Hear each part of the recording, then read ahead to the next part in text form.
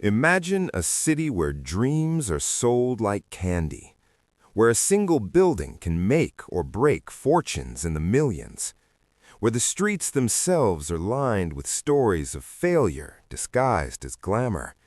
This is Hollywood, not just a place, a machine.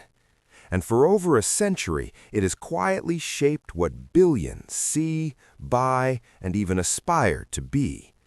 But the truth is, Hollywood didn't become famous by magic. It became famous by design. Why does this matter now? Because behind the glitter, the blockbusters, the awards, is a financial system that most people never see. A system built on risk, speculation, and a very particular kind of marketing genius. The movies you watch are not just art, they are products, they are currency.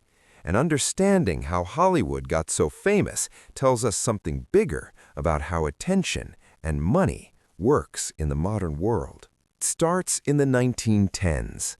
Hollywood was cheap, the weather was reliable, and the land was empty.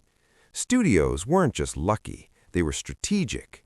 They controlled every aspect of production, actors, sets, scripts, even distribution.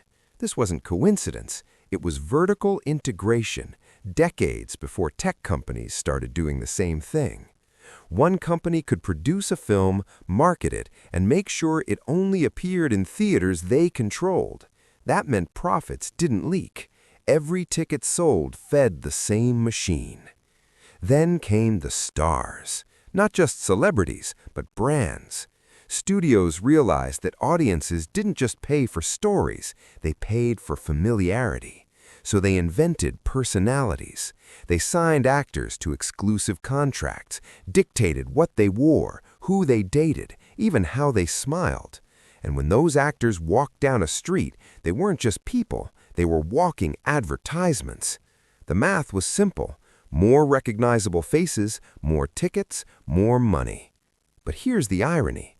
Most of the money didn't go to the stars. It went to the studios, the invisible architects of the fame economy. Next, Hollywood mastered hype.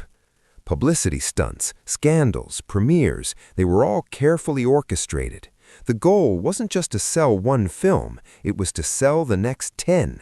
And if a movie flopped, that's fine. The system was designed to survive failure. Budgets were inflated on purpose. Marketing often exceeded production costs. Sometimes a $2 million movie could have a $3 million marketing budget. But the perception of success mattered more than the reality. Box office numbers were a story told as much to the audience as to investors. In the 1950s and 60s, television arrived, threatening the empire. Studios didn't panic. They adapted. Blockbusters, franchises, merchandising, and international markets became the new lifeblood. Suddenly, movies were no longer just domestic products, they were global commodities. And the math got stranger. A $10 million film in the 1960s, adjusted for marketing and international sales, could now generate hundreds of millions in revenue. Fame was no longer a local story, it was a global network effect. Here's the uncomfortable truth. Fame is leveraged. Studios gamble, investors gamble, even the stars gamble.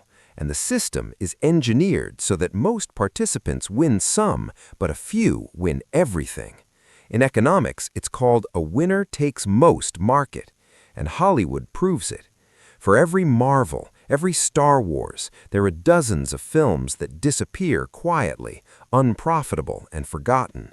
Fame, in this sense, isn't organic, it's concentrated, packaged, and sold, and that's why the machine works. When you look at Hollywood from the outside, it's magic, lights, cameras, action. But the reality is a complex web of contracts, risk management, audience psychology, and global distribution. The glitz is real, but the math behind it is even more mesmerizing. One blockbuster can fund 10 failures. One viral star can drive the entire marketing strategy of a studio. And in the end, what we see on the screen is carefully curated. What we feel is carefully guided. Fame is not accidental, it's engineered. Now, consider the bigger implications. The Hollywood model has been copied everywhere: social media, tech startups, even politics. Fame is currency, attention is capital, and just like the studios, the architects of these modern empires control what we see, what we care about, and ultimately, where our money goes. So, next time you watch a blockbuster or scroll through a viral trend, ask yourself, how much of this is organic and how much is engineered? Hollywood got famous by making the invisible rules visible to only a few, and that question is far from answered.